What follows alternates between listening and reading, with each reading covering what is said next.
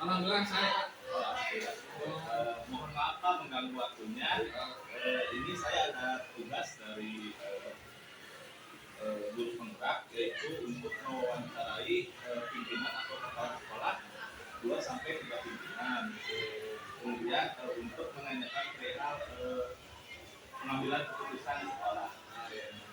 Nah, baik Pak, untuk pertanyaan pertama, selama ini bagaimana Bapak Alif mengidentifikasi kasus-kasus yang merupakan dilema etika atau diduga?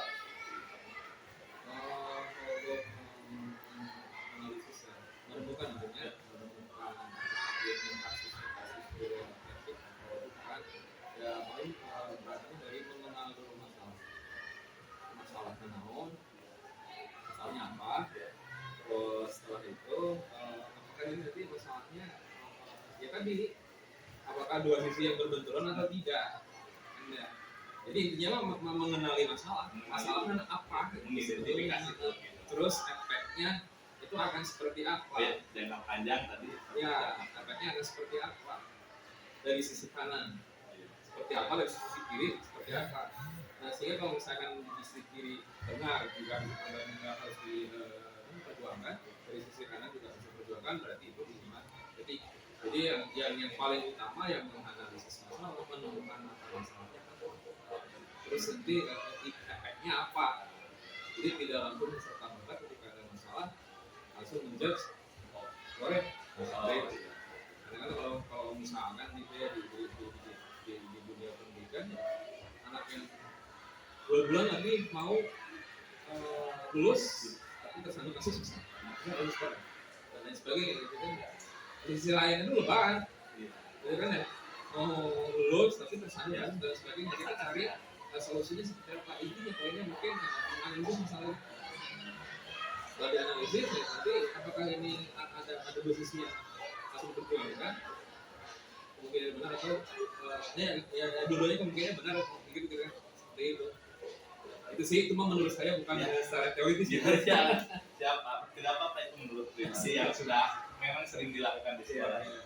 Kemudian selama ini bagaimana Bapak menjalankan pengambilan keputusan di sekolah Bapak? Ya, terutama untuk kasus-kasus di mana ada dua kepentingan yang sama-sama benar atau sama-sama mengandung nilai kebaikan. Menjalankan berarti mungkin ketika kasusnya ada, misalkan jadi sekarang mungkin ya tadi menemukan core masalahnya apa. Setelah itu kan berarti merencanakan solusinya akan seperti apa.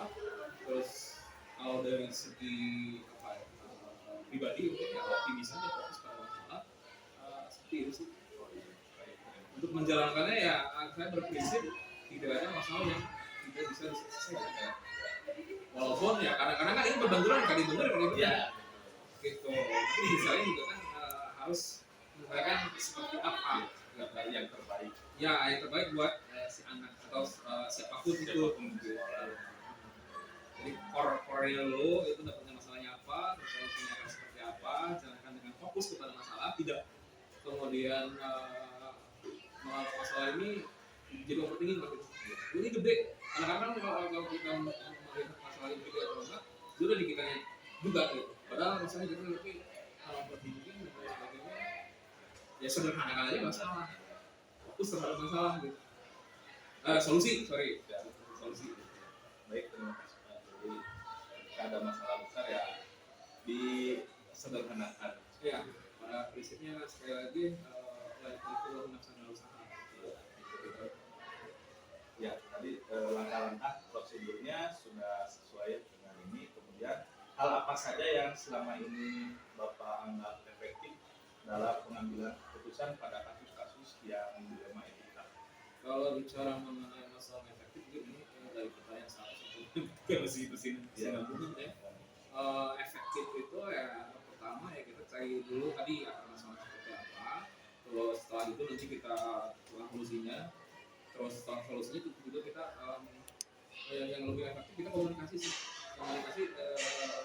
dengan orang-orang yang terlibat dalam kondisi seperti itu, menggali informasi faktanya seperti apa gitu kan ya.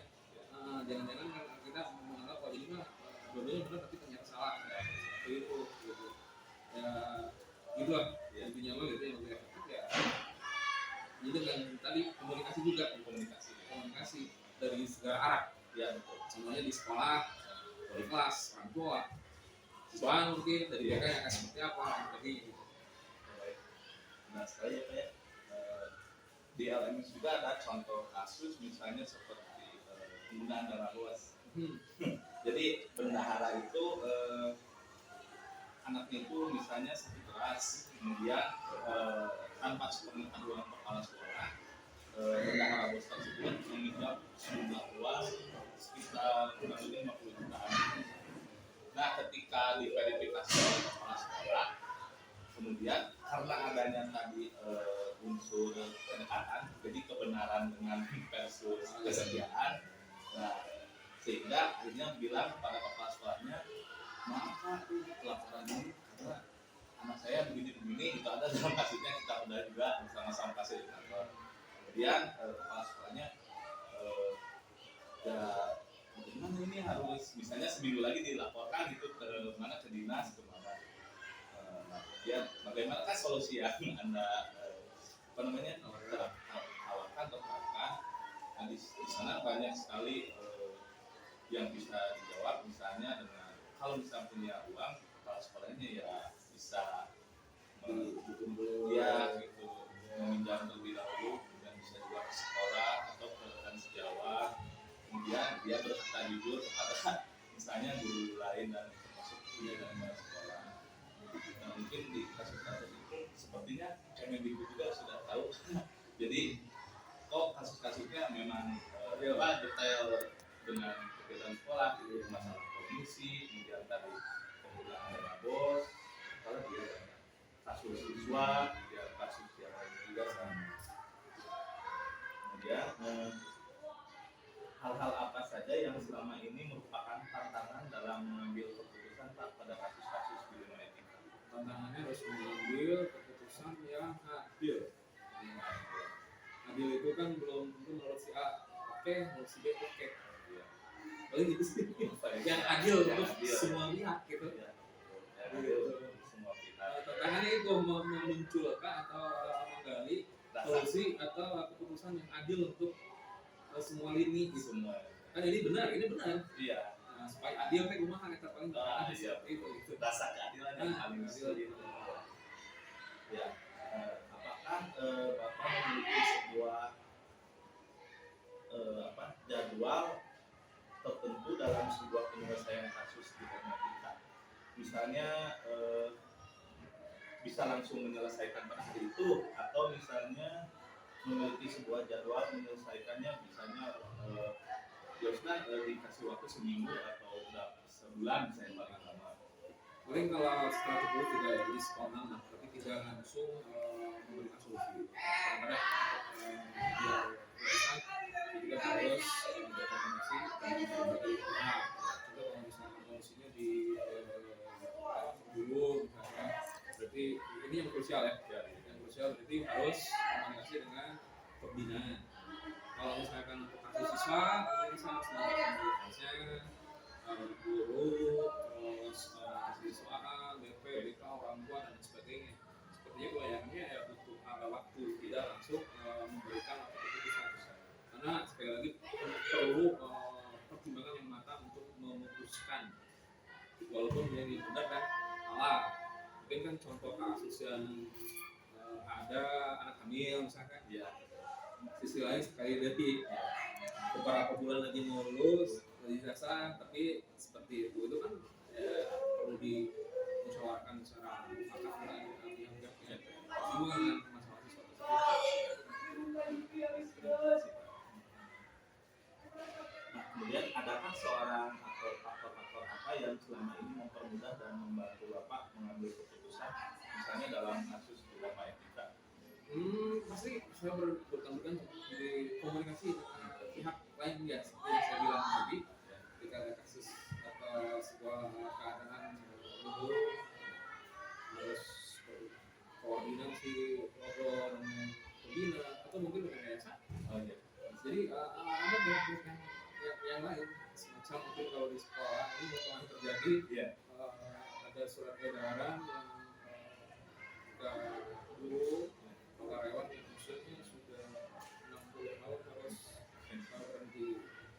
kan dilema Pak.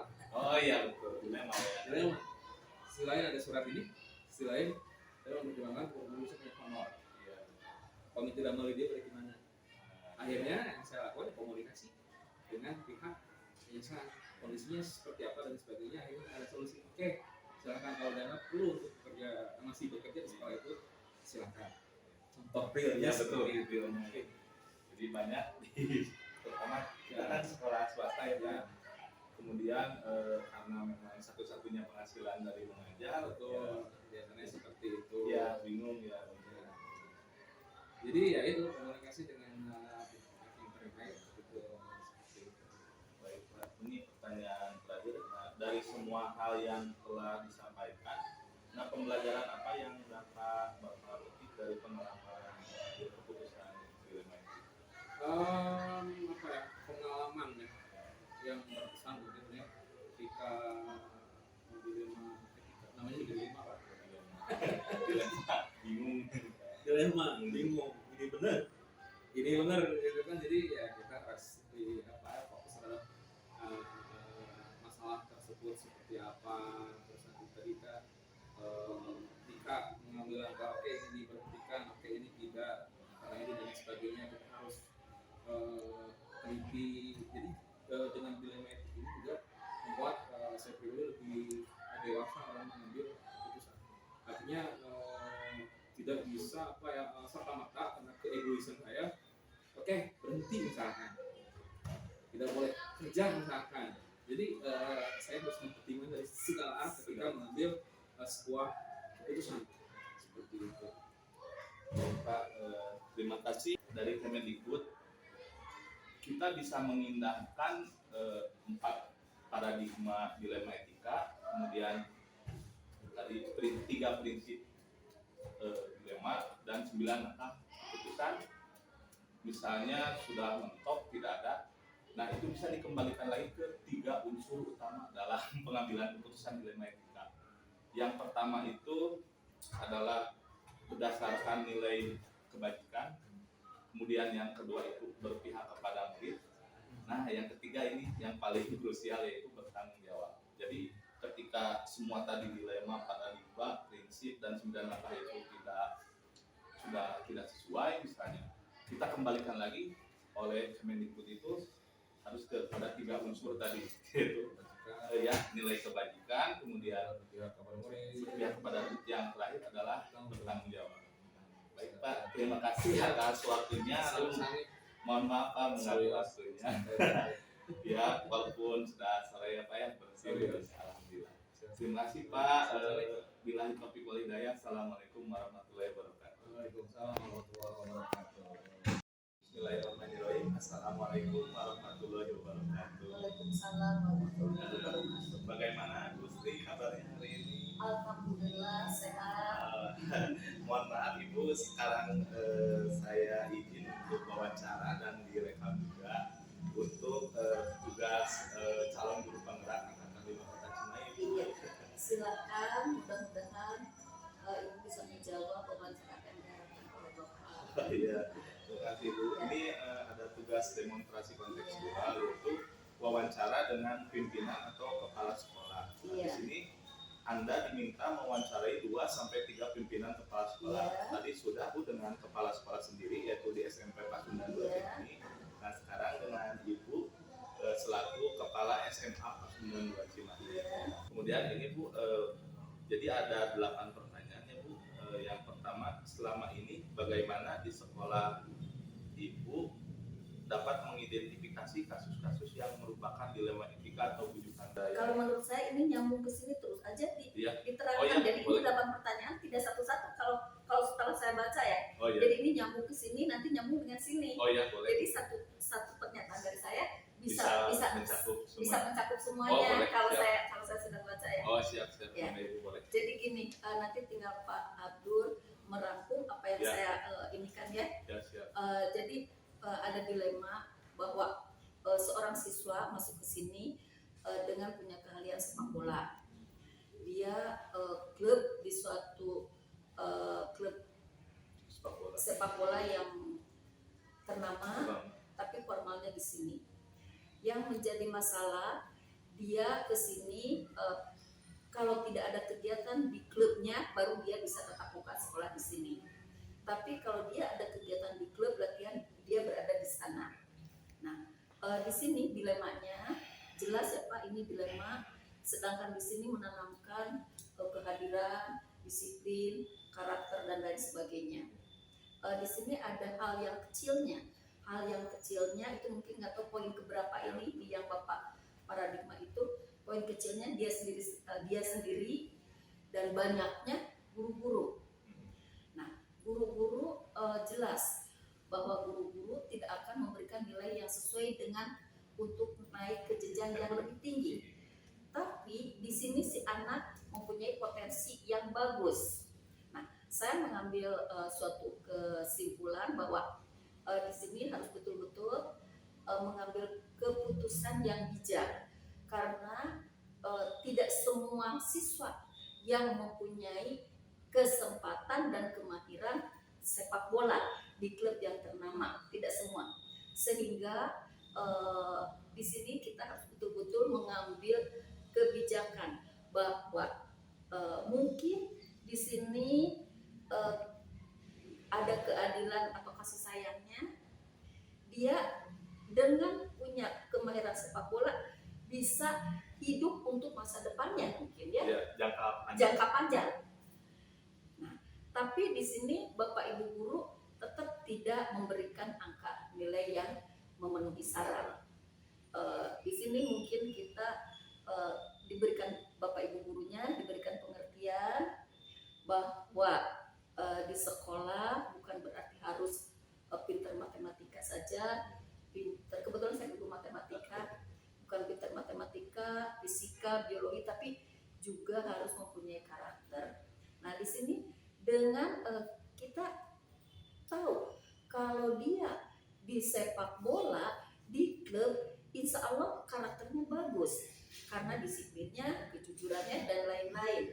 Sehingga saya yakin bahwa kalau dia diberi peluang dengan kasih sayang, karena dia pernah hadir, dia pernah tatap muka, kalau tidak ada latihannya dia mengerjakan dengan tugas baik. Hanya kalau dia ada di klub, dia berada di klub, diberikan nilai yang untuk memenuhi lulus atau naik. Saya berprinsip begitu Pak. Mungkin langkah pertama saya silakan Bapak, apa yang pernyataan saya itu dimasukkan ke poin mana? Kalau teori ini saya nggak hafal terus terang. Silakan Bapak masukkan ke mana? Pernyataan saya itu dimasukkan ke poin yang mana, saya silakan. Pertama mungkin saya harus rundingkan dulu dengan wakil kepala sekolah, rundingan dengan wali kelas, dengan BP, dengan para guru mata pelajaran, diberi pengertian bahwa si anak ini di luar juga dia sekolah, hanya sekolahnya di luar. Minimal seperti yang dikatakan oleh Dinas Pendidikan atau Kementerian, anak yang berhasil adalah anak yang mempunyai karakter yang baik. Nah, dengan di klub itu berarti insya Allah dia mempunyai karakter yang baik, ya. Nah, sehingga Bapak Ibu guru mudah-mudahan mengerti, memberikan nilai yang cukup untuk naik. Nah, kesimpulannya kalau begitu ya Pak, berarti kita harus kita melihat jangka pendeknya si anak ini begini, untuk jangka panjang si anak itu untuk masa depannya. Sehingga kalau sudah begini kita harus berpikir panjang, mudah-mudahan si anak itu mempunyai masa depan yang baik, gitu ya. Sehingga anak itu insya Allah bisa naik kelas, kalau di kelas 11 naik ke kelas 3, kalau di kelas 12 mungkin akan lulus. Meskipun toleransinya Pak, toleransinya mungkin kalau dia sedang di klub ada pertandingan, mungkin ulangannya atau penilaiannya atau ujiannya dengan susulan. Kita harus sampai sebijaksana itu dan memberi pengertian kepada Bapak Ibu guru ke semua yang ada di sini. Itu saja mungkin Pak salah satu contoh yang saya jawabkan persoalan yang pernah ada di sini. Insya Allah sampai ada dulu sampai masuk klubnya di Persib, dan terakhir tahun kemarin sampai masuk Arema yang di Malang. Itu. Jadi ini bukan Iya. kenyataan. Kenyataan. Diambil kesimpulan bahwa anak itu diluluskan. Alhamdulillah. Ya. Nah itu ya, Ya. Bapak mungkin silahkan dimasukkan kemana, poin apa saya nggak ngerti. Silahkan, itu kesimpulannya. Baik, terima Terima kasih kasih ya. Ibu atas waktunya. Mohon Iya, maaf mengganggu waktunya Enggak, Ibu. Pak, sama-sama. Saya juga jadi belajar kan ya, banyak ilmunya. Ya, Iya. takutnya nanti ada guru penggerak yang lain minta wawancara, minimal sudah. Iya, Saya juga baru tahu, oh ternyata dilema etik itu banyak Iya, begitu poin-poinnya. Iya. Sekali lagi Ibu terima kasih. Ya, sama-sama. Billahi taufiq wal hidayah. Assalamualaikum warahmatullahi wabarakatuh. Waalaikumsalam warahmatullahi wabarakatuh. Mudah-mudahan sukses ya Pak. Amin Iya. Ibu, terima kasih. Ya. Baik, bismillahirrahmanirrahim. Assalamualaikum warahmatullahi wabarakatuh. Ya, refleksi hasil wawancara. Yang pertama, hal-hal menarik apa yang muncul dari wawancara tersebut? Pertanyaan-pertanyaan mengganjal apa yang masih ada dari hasil wawancara bila dibandingkan dengan hal-hal yang Anda dapat seperti 4 paradigma, 3 prinsip, dan 9 langkah pengujian. Apa yang Anda dapatkan? Nah, pertama, hal yang menarik yang saya dapatkan ketika wawancara terhadap pemimpin sekolah atau kepala sekolah, yang pertama itu banyaknya kasus-kasus yang melibatkan dilema etika. Nah, ketika di sekolah saya sendiri, di SMP Pasundan 2 Cimahi, dengan kepala sekolahnya yaitu Bapak Arif Firmansyah, ketika ada keputusan dari yayasan bahwa untuk guru yang usianya di atas 60 tahun itu harus berhenti begitu, pensiun. Karena ingin adanya regenerasi baru dari guru-guru yang akan direkrut oleh sekolah. Namun demikian, guru-guru yang usia di atas 60 tahun itu tidak memiliki pekerjaan tetap yang lain. Atau misalnya pekerjaan sambilan.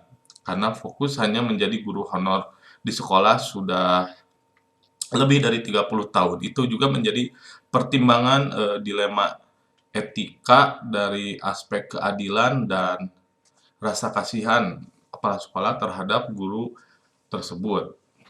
Nah, kemudian hal yang menarik lainnya dari kepala sekolah yang lainnya adalah tentang seorang murid yang mempunyai bakat dari sepak bola, kemudian masuk klub ternama di kota Bandung, tapi dia bersekolah juga di sekolah formal umum yaitu di SMA Pasundan 2 Cimahi. Kebetulan bersampingan dengan SMP Pasundan 2 Cimahi, sehingga lebih mudah untuk berkomunikasi dengan beliau. Nah, ketika berkomunikasi dengan kepala sekolah SMA Pasundan 2 Cimahi yaitu Bu Sri Rahayu Irianingsih, beliau mengatakan ketika itu murid tersebut jarang masuk ke sekolah karena beraktivitas juga di sekolah sepak bola. Nah, guru-guru itu paradigmanya individual versus kelompok. Guru-guru tidak mau memberikan nilai yang cukup untuk murid tersebut. Nah, ketika itu kepala sekolah menyarankan agar guru-guru tersebut bisa memberikan toleransi karena bagaimanapun juga murid-murid itu mempunyai kelebihan dan kekurangannya masing-masing. Nah, karena selain di samping itu juga murid juga mempunyai bakat dan juga minatnya masing-masing. Tidak selamanya harus bisa matematika, ternyata dia bisa di bidang olahraga. Kemudian dia bisa melukis, dia tidak terlalu fasih dalam berbicara mengenai mata pelajaran bahasa Indonesia. Nah, jadi keberagaman ini harusnya disikapi dengan baik oleh guru-guru. Nah, akhirnya dari dilematis tersebut, alhamdulillah sampai lulus. Kemudian dari cerita tersebut, ternyata setelah saya lihat, oh ternyata namanya Hen-Hen ya, yaitu dari Persib Bandung, kemudian sekarang pindah ke Arema Malang. Itu yang diceritakan beliau di akhir. Kemudian ada pertanyaan yang masih mengganjal, tentunya tidak ya, karena dari kasus-kasus yang diberikan oleh kepala sekolah itu sudah memenuhi paradigma 4 paradigma, 3 prinsip, dan 9 langkah. Yang pertama itu tadi paradigmanya rasa keadilan melawan rasa kasihan begitu. Kemudian yang satu lagi yaitu paradigmanya individu melawan kelompok. Kemudian 3 prinsipnya yaitu sama-sama berdasarkan prinsip peduli, ya berdasarkan prinsip peduli atau care based learning. Nah, dari 9 langkah pengujian tersebut sudah sesuai dengan yang ada dalam panduan. Kemudian yang kedua, bagaimana hasil wawancara antara 2-3 pimpinan yang Anda wawancarai? Adakah sebuah persamaan atau perbedaan? Kira-kira ada yang menonjol dari salah satu pimpinan tersebut? Mengapa? Apa yang membedakan? Nah, dari wawancara kedua pimpinan tersebut, saya melihat perbedaan ya. Yang satu itu lebih kepada dilema etika terhadap guru yang sudah usia di atas 60 tapi masih honor di sekolah. Dan yang satu lagi adalah siswa yang mempunyai bakat sepak bola tapi jarang masuk ke sekolah, karena itu juga aturannya dari sekolah, kehadiran juga di pertimbangan ketika kenaikan kelas atau kelulusan. Nah, perbedaan yang cukup menarik ini dari segi guru, kemudian dari segi murid, itu hampir sama-sama menyelaraskan adanya rasa kepedulian terhadap apa yang dilema etika dialami oleh kedua sekolah tersebut. Menurut saya tidak ada yang menonjol, semuanya sama-sama memikirkan dilema etika yang menghasilkan keputusan adil dan merata bagi ke semua pihak. Walaupun di sisi lain pasti setiap keputusan itu mempunyai resikonya masing-masing. Kemudian yang ketiga, apa rencana ke depan para pemimpin dalam menjalani pengambilan keputusan yang mengandung unsur dilema etika? Bagaimana mereka bisa mengukur efektivitas pengambilan keputusan mereka? Nah, pengambilan putusan yang mengandung unsur dilema etika yang rencananya oleh pemimpin sekolah, karena para kepala sekolah juga yang saya wawancarai baru mengetahui ternyata itu termasuknya ke dalam ini, golongan paradigmanya ini, kemudian prinsipnya ini, dan 9 langkahnya seperti ini.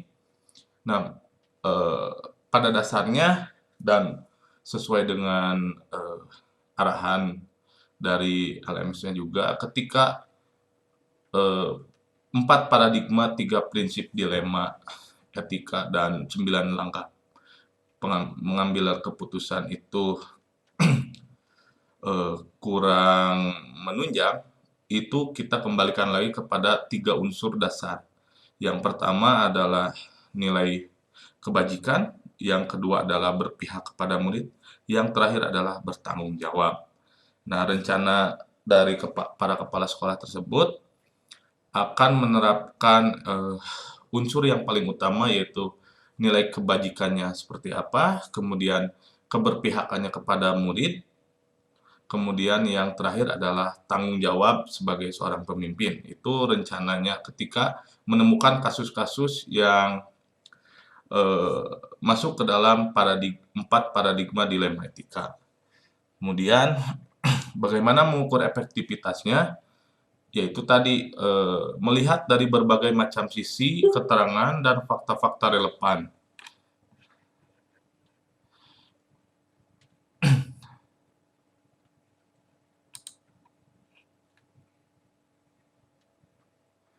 Nah, kemudian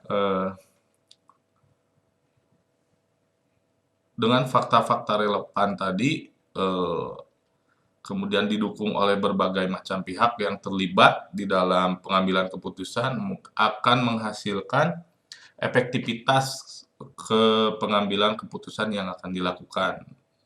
Yaitu yang paling penting adalah tanggung jawab ketika sudah memberikan keputusan tersebut. Kemudian yang keempat, bagaimana Anda sendiri akan menerapkan pengambilan keputusan dilema etika pada lingkungan Anda, pada murid-murid Anda, dan pada kolega guru-guru Anda yang lain. Kapan Anda akan menerapkannya? Karena mulai sekarang sudah mengetahui 4 paradigma, 3 prinsip dilema etika, kemudian 9 langkah pengambilan keputusan, dan 3 unsur dasar mengambil keputusan ketika 4, 3, 9 tadi sudah diterapkan, maka saya sendiri akan menerapkan di lingkungan saya. Yang pertama, nilai kebajikan yang paling penting utamanya itu seperti apa, kemudian keberpihakan terhadap anak ya kalau di lingkungan sekitar, kemudian terhadap juga murid kalau di sekolah, dan terakhir adalah bertanggung jawab. Itu yang akan saya lakukan mulai saat ini. Teknis, kejelasan suara, tulisan di video atau vlog naratif Anda, format apa yang akan digunakan? Ya, saya akan menggunakan video ya. Sudahkah Anda mengujinya, membaca dan melihat hasilnya, membayangkan bila orang lain membaca tulisan Anda? Nah, saya sudah mengujinya, alhamdulillah. Suaranya cukup jelas dan hasilnya cukup memuaskan karena pembicaraan mengenai pengambilan keputusan ini memang keseharian sehari-hari oleh kepala sekolah yang dilakukan ketika terdapat kasus-kasus yang memang masuk ke dalam kategori dilema etika.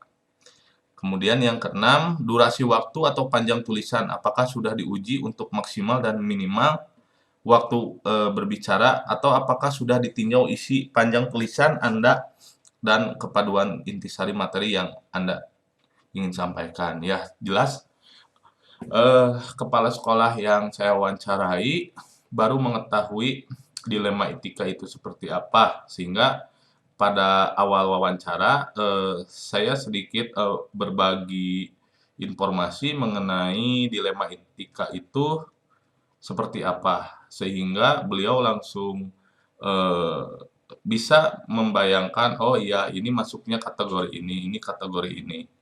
Nah, jadi sama-sama belajar dari kepala sekolah SMA Pasundan 2 Cimahi dan SMP Pasundan 2 Cimahi juga baru mengetahui ternyata pengambilan keputusan itu berdasarkan 4 paradigma dilema etika, kemudian 3 prinsip dilema etika, dan 9 langkah pengambilan keputusan pengujian.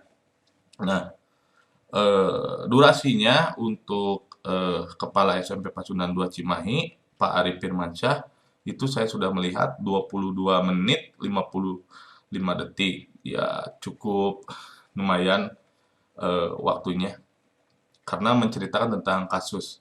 Kemudian untuk Bu Sri Rahayu Irianingsih, yaitu kepala SMA Pasundan 2 Cimahi, alhamdulillah 19 menit lebih. Itu juga sudah cukup karena membahas satu kasus ya yang pernah dialami dan real, itu nyata, sama dengan kepala sekolah saya juga. Nah, materi yang disampaikan tentunya sesuai dengan intisari yang ada di dalam modul. Dari panjang waktunya juga menurut saya sudah cukup. Baik, terima kasih. Billahi taufiq wal hidayah. Assalamualaikum warahmatullahi wabarakatuh.